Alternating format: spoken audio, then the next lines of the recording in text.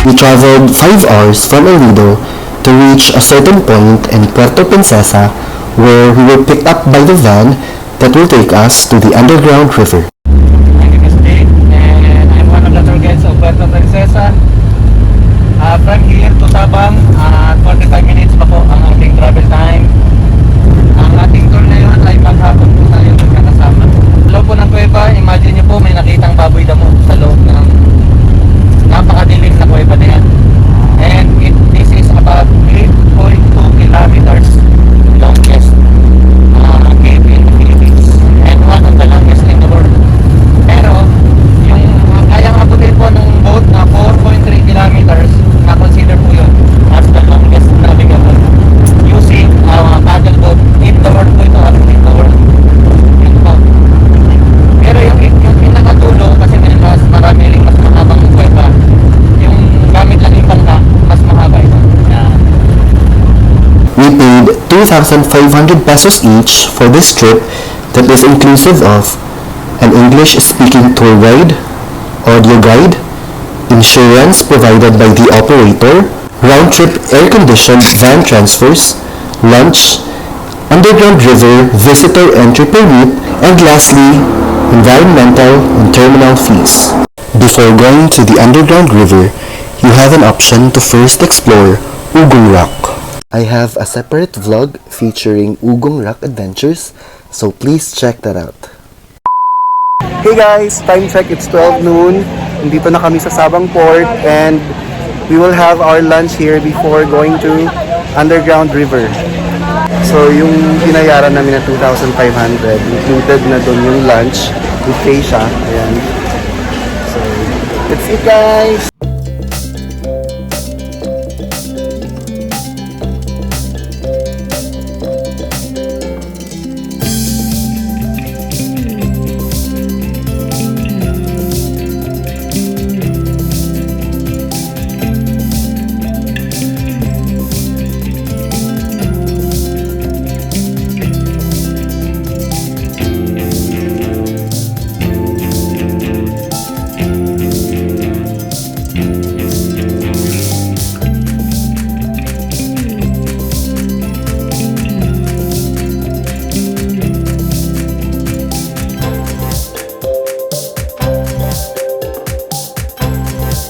Our lunch and masarap yung lunch nila, buffet style.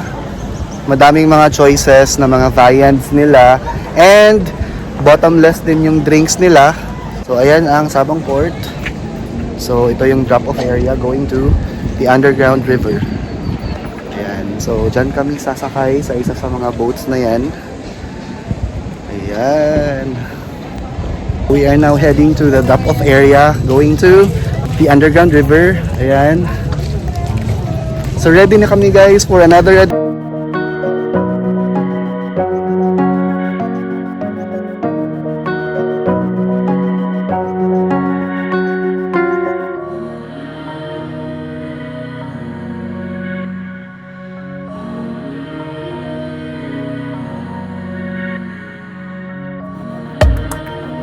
Okay, welcome to the boat Plachtinsky.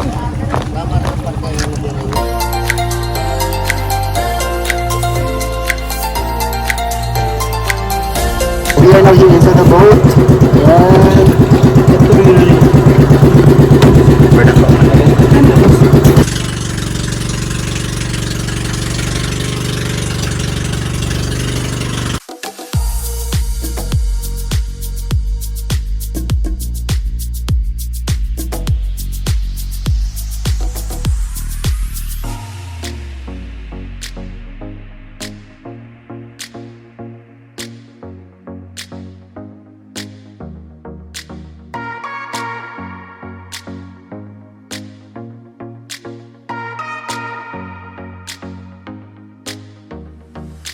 Hey guys, finally we are now here. Ayan, napakaganda ng dagat. Napakaganda ng beach. Ayan. Okay sir, ito po nakita natin na tree ay belong to the family of mangrove which is called Bitay tree. Okay. They belong to 100 years na mga trees po sa Okay. Pilipinas.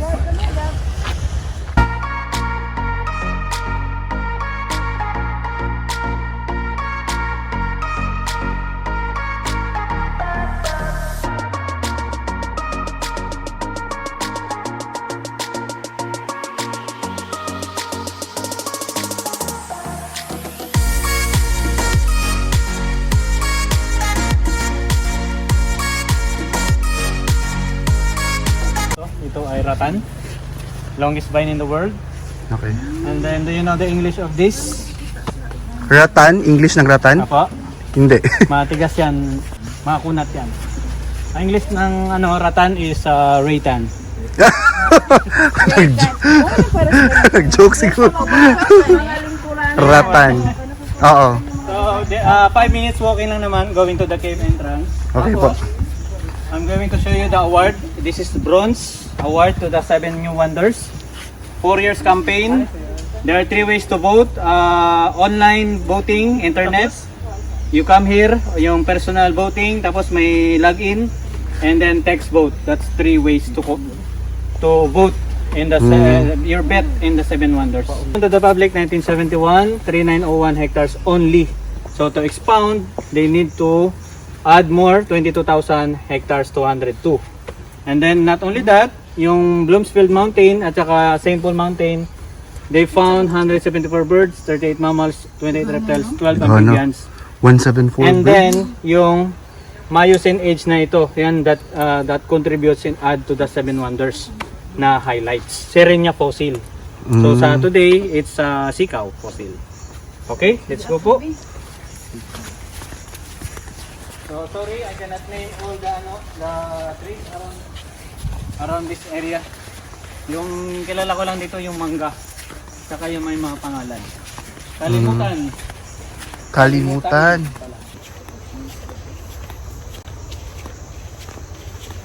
So we are now heading to the underground river.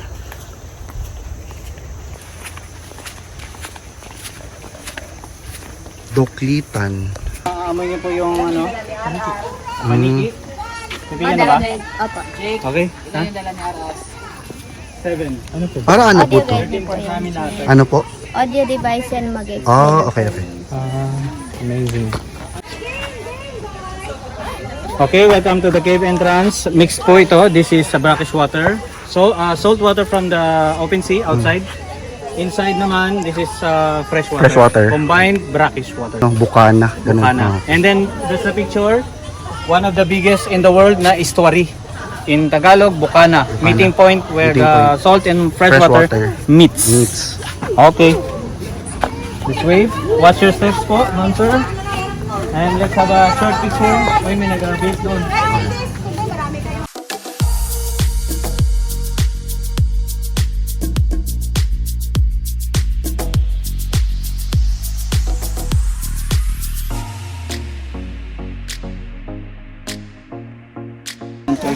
Doon sa ito. Yung harap po, sa unahan. Ito yung harap. Yes. So doon ako harap. Okay. Ayaw ko yung mag-explain na underground river.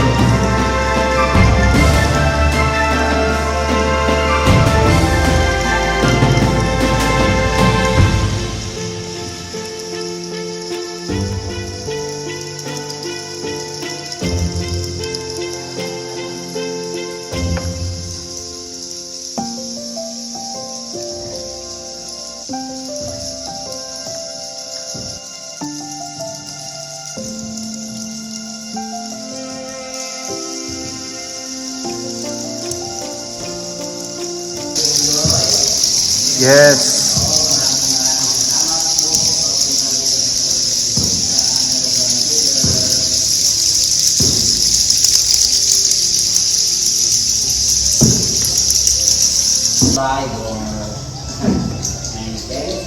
That is the end of our underground river tour. So, andito na kami sa starting point kanina. Good morning. Ayan. Napakaganda guys. As in, super amazing. Priceless talaga yung experience. So, I am inviting you all to come here and experience what we have experienced guys. As in, super amazing.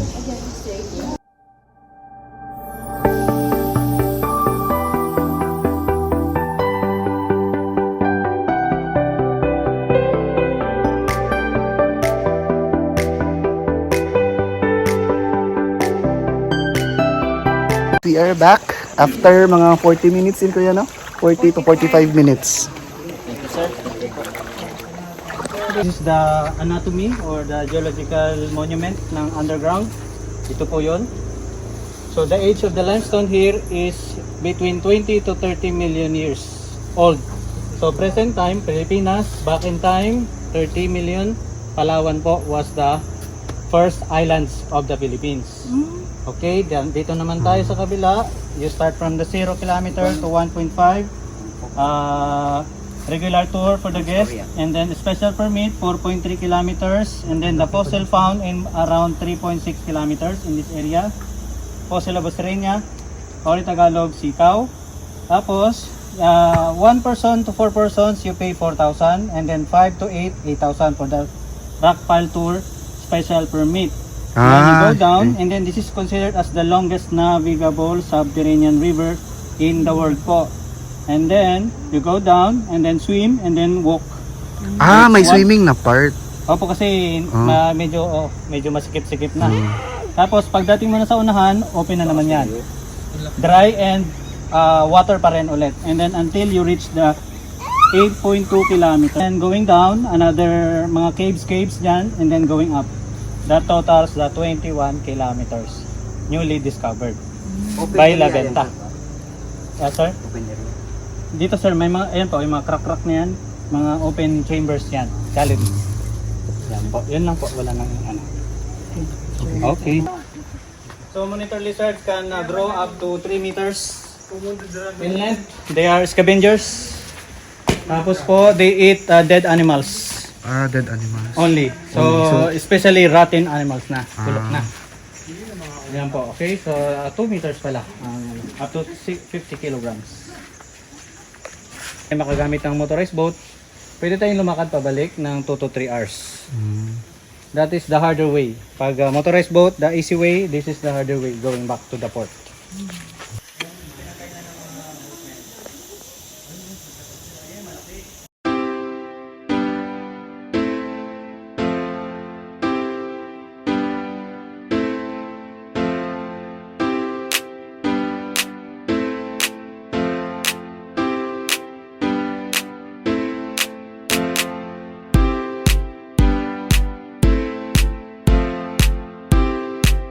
So, we're going back to the boat. Pabalik na kami dun sa Sabang Port.